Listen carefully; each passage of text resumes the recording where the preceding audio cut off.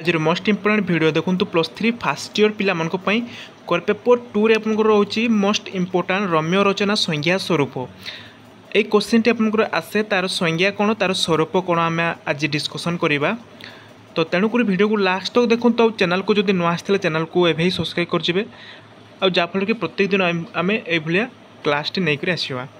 तो देखो आपंकर कोर 2 रे रही रम्य रचना रही आपमनकर अनुवादर संज्ञा स्वरूप रोचे एवं आपमनकर रोचे कौन भ्रमण कहानी है भ्रमण कहानी संज्ञा स्वरूप ये रोचे आत्मजीवनी जीवनी ये समस्त क्लास मुझे नहीं आसबि। तेणुक वीडियो को लास्ट तक देखो तो चैनल को सब्सक्राइब करके माने जीवे। तो चलतु फटाफट वीडियो को स्टार्ट करने।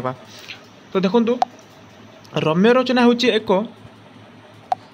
एपरी रचना जो गद्यात्मक शैली विषय उपस्थापन करा जाइथिबो हैला एवं व्यंग धर्मिका को विशेष गुरुत्व दिया जाय थाए। व्यंग धर्मितार गुरुत्व एठारे एहितिपई रही थाए जे भल भाव पाठक एक लालित्यबोध को अनुभव करी विषय को बुझिले अर्थात एक सहज सरल भाव पाठक किभली विषय अवगत होई पारिबे ताहा हेउची रम्य रचना एकांत लक्ष्य। तो रम्य रचना लेखिला बेले अनेक स्थल रे लेखक छोट छोट गल्प गुड़िक स्थानित करथांती। एही गल्प माध्यम रे विषय को उपस्थापन करी पाठकों को विषयाधिमुखी करबा पई लेखक चेष्टा करथांती। तो रम्य रचना को फरासी साहित्य रे बेलेलेता एटा मन रखु बेलेलेता जोड़ा फरासी साहित्य बेलेलेता लेटर्स बोली कहा जाए। तो यार अर्थ होची प्रेमपत्र बा सुचारू परिमार्जित लघु रचना लघु मानसिकतार रचना कहा जाए थाए। तो आम मोटामोटी भाव में रम्य रचना जदि कहवा ताहले यार अर्थ होची प्रेमपत्र बा सुचारू परिमार्जित लघु रचना लघु मानसिकता रचना को आम जदि माने ताकू कहि माने बुझी थाओ। तो रम्य रचना रमणीय रचना को रम्य रचना कहा जाय थाए। रम्य रचना रे गुरु गंभीरता विषय को ललित कमल भाषा रे उपस्थापन करा जाय थाए। एथिरे थाए लघु भाष्य एवं व्यंगात्मक दृष्टिकोण। यह प्रबंध कहानी और कवितार एक मिश्र रूप अटे। रम्य रचना रे लेखक मझी मझी छोट छोट गल्प सब उल्लेख करथांती। गल्प गुड़िक पुराण इतिहास किंबदंती और लोककथारू आनीत होइथाय। एथिरे ढंग ढमालीर प्रयोग होइथाय। एही रम्य रचना को कहीं कहीं गद्य कविता मध्य कही थांती।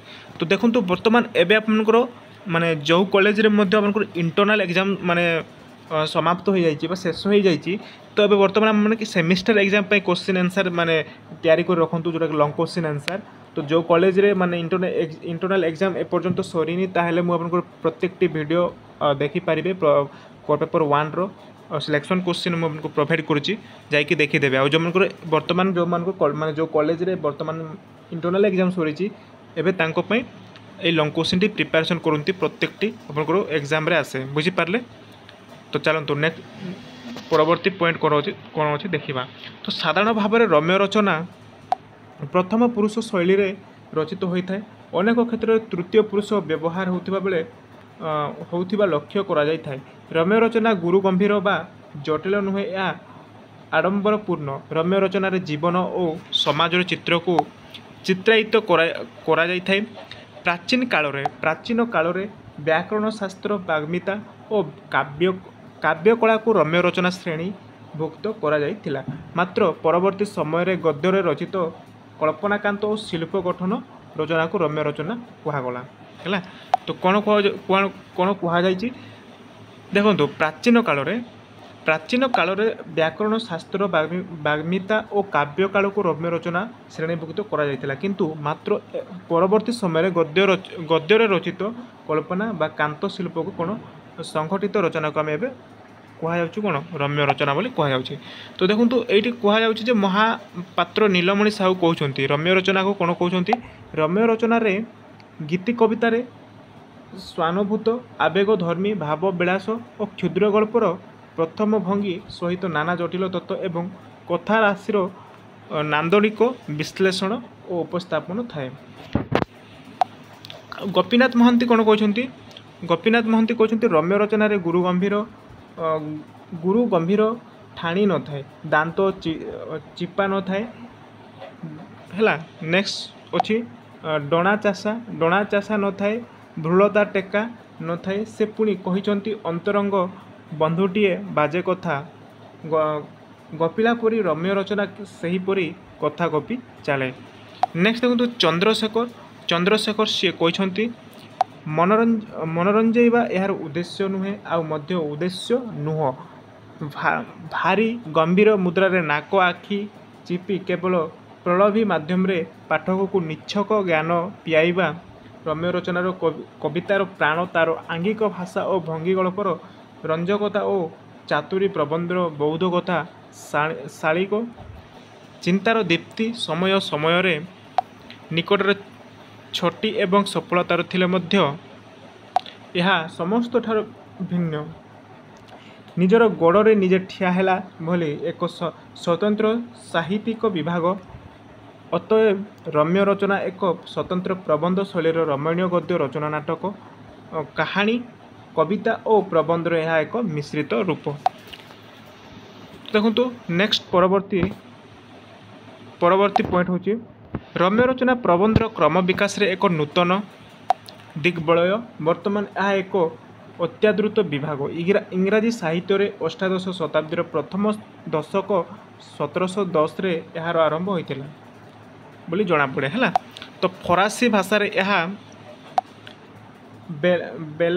ବେଲେସ୍ ଲେଟର ନାମରେ ପରିଚିତ। ଇଂରାଜୀରେ ବେଲେସ୍ ଅର୍ଥ ଫାଇନ୍ ଏବଂ ଲେଟର୍ସର ଅର୍ଥ ହେଉଛି ଲିଟରେଚର ବା ପଲିଟିକ୍ସ ବା ପୋଲାଇଟ୍ ଲିଟରେଚର ବା ପୋଲିଷ୍ଟ ଲିଟରେଚର ଏହାର ସ୍ରଷ୍ଟା ଥିଲେ। ମାତନା ସମାଲୋଚକଗଣ ଏହାର ପରିଚୟ ଦେଖିବାକୁ ଯାଇ କହିଛନ୍ତି ଯେଉଁ ରଚନା ଅତ୍ୟନ୍ତ ରମଣୀୟ ଏବଂ ଚିତ୍ତାକର୍ଷଣ ତାହାକୁ ରମ୍ୟ ରଚନା କୁହାଯାଏ। ତ ଗୋଟିଏ ପଦରେ ଲେଖିବେ ରମ୍ୟ ରଚନା କାହାକୁ କୁହାଯାଏ? ଯେଉଁ ରଚନା ଅତ୍ୟନ୍ତ ରମଣୀୟ ଏବଂ ଚିତ୍ତାକର୍ଷଣ ହୁଏ ତାହାକୁ ଆମେ ରମ୍ୟ ରଚନା ବୋଲି ମୋଟାମୋଟି ଭାବରେ କହିପାରିବା। ଓଡ଼ିଆ ସାହିତ୍ୟର ରମ୍ୟ ରଚନା। ଓଡ଼ିଆ ସାହିତ୍ୟର ପ୍ରଥମ ପ୍ରବନ୍ଧ ହେଉଛି ବିବେକୀ। ହେଲା, ରାଧାନାଥ ରାୟ ଲେଖିଛନ୍ତି। ଅନେକ ସମାଲୋଚକ ମାନେ ଏକ ରମ୍ୟ ରଚନା ଭାବେ ଗ୍ରହଣ କରିଥାନ୍ତି, କାରଣ ଉକ୍ତ ରମ୍ୟ ରଚନାର ସମାଜର ଅନେକ ବିଷୟକୁ ବ୍ୟଙ୍ଗ କରାଯାଇଛି। ତତ୍ସହିତ ଲେଖକ ସାମାଜିକ ବାର୍ତ୍ତା ପ୍ରଦାନ କରିବା ପାଇଁ ଚେଷ୍ଟା କରିଛନ୍ତି। ସମାଜରେ ଯେଉଁ ଅବ୍ୟବସ୍ଥିତ ଜିନିଷ ଗୁଡ଼ିକ ଅଛି ତାହାକୁ ସମାଲୋଚନା କରି ରାଧାନାଥ ରାୟ ମଣିଷକୁ ନିଜ ବିବେକର ବ୍ୟବହାର କରି ସତ୍ପଥରେ ଫକୀରମୋହନ ନାଁଙ୍କ ପାଞ୍ଜି ନାମରେ ଏକ ପୁସ୍ତକ ଲେଖିଥିଲେ। ତ ଗୋପାଳ ଚନ୍ଦ୍ର ପ୍ରହରାଜଙ୍କର ଭାଗବତ ଟୁଙ୍ଗୀରେ, ସନ୍ଧ୍ୟାବାଈ ମହାନ୍ତିଙ୍କ ପାଞ୍ଜି, ଆମ ଘରର ହାଲଚାଲ, ଦୁନିଆର ହାଲଚାଲ, ନାନାଙ୍କ ବସ୍ତାନି, ହେଲା, ବାଇ ନାନୀ ବୁଝିଲି ଇତ୍ୟାଦି ଏକ ପ୍ରସିଦ୍ଧ ରମ୍ୟ ରଚନା ସେମାନେ ରଚନା କରିଛନ୍ତି। ପଣ୍ଡିତ ନୀଳକଣ୍ଠ ଦାସଙ୍କର ମୋ ନିଶ ଅଛୁ ଓ ହେବୁ, ପ୍ରତିମା ପୂଜା, କାନ୍ତ କବି ଲକ୍ଷ୍ମୀକାନ୍ତଙ୍କର ଅସହଯୋଗୀର ଆତ୍ମକଥା। ଏଇଟା ମନେ ରଖନ୍ତୁ, କୋଶ୍ଚିନ୍ ଆସେ କିଏ ମାନେ ରଚନା ଏବଂ ରଚୟିତାଙ୍କର। ଗୋବିନ୍ଦ ତ୍ରିପାଠୀଙ୍କର ବଟୁଆ କଖାରୁ ଫୁଲ, ଛୋଟ କଥାଟିଏ ମିଛ କଥା, କଳ କୁହ ଦେବତା, ଏଭଳିଆ ଲେଖିଛନ୍ତି। କିନ୍ତୁ କମିଶନ ଟୋକା ଓ ବୁଢ଼ା ଦିଲ୍ଲୀକା ହରେକୃଷ୍ଣ ମହତାବଙ୍କ ତାଙ୍କର ହେଉଛି ଗାଁ ମଜଲିସ୍। ହେଲା, କିଏ ଲେଖିଛନ୍ତି? ହରକୃଷ୍ଣ ମହତାବ। ନିତ୍ୟାନନ୍ଦ ମହାପାତ୍ରଙ୍କ ପତ୍ର ପତ୍ରିମା, ଚିତ୍ତରଞ୍ଜନ ଦାସଙ୍କର ଜୀବନ ବିଦ୍ୟାଳୟ, ମହାପାତ୍ର ନୀଳମଣି ସାହୁଙ୍କର ପ୍ରତିଧ୍ୱନି, ଗୋପୀନାଥ ମହାନ୍ତିଙ୍କର କଳାଶକ୍ତି, ବୈଷ୍ଣବ ଚରଣ ସାମଲଙ୍କର କହିବାକୁ ଲାଜ, କୃଷ୍ଣଚରଣ ବେହେରାଙ୍କର ଅଧ୍ୟାପକର ଦେବତା, ଚୌଧୁରୀ ହେମକାନ୍ତ ମିଶ୍ରଙ୍କର ଭୁଲ କର ପୁରା ପ୍ୟାଣ୍ଟ ଇତ୍ୟାଦି ରମ୍ୟ ରଚନା ଓଡ଼ିଆ ସାହିତ୍ୟରେ ଦେଖିବାକୁ ମିଳେ। ଓଡ଼ିଆ ସାହିତ୍ୟରେ ଆପଣଙ୍କର ମୋଷ୍ଟ ଇମ୍ପୋର୍ଟାଣ୍ଟ ସର୍ଟ କୋଶ୍ଚିନ୍ ଆସେ। ଓଡ଼ିଆ ସାହିତ୍ୟର ରମ୍ୟ ରଚନା କିଏ କ'ଣ ଲେଖିଛନ୍ତି ଏଇଟା ଆପଣମାନେ ମନେ ରଖିବେ। ବୁଝିପାରିଲେ?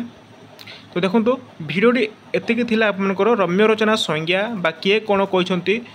ଆପଣଙ୍କର କୋଶ୍ଚିନ୍ ଆସେ, ଲଙ୍ଗ କୋଶ୍ଚିନ୍ ଆସିଲେ ଆପଣମାନେ ଏଇଭଳିଆ ବର୍ଣ୍ଣନା କରି ଲେଖିବେ।